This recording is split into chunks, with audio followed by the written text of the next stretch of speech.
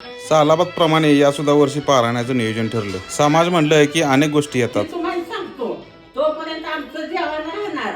आम्हाला करू अगर न करू आता आलं की पोराचा फोन नंबर मी देणार. पोराचे तिकडे कळवायचं तुमचं आमची दिवशी जेवण आहे आधी 2 दिवस लांब न यायचं आहे. आता तुमच्या देखत सांगतो का तिथं 78 वय आहे काकींचं. आज तागात मोडलेलं नाही, फक्त खीर तरी 100% होतच.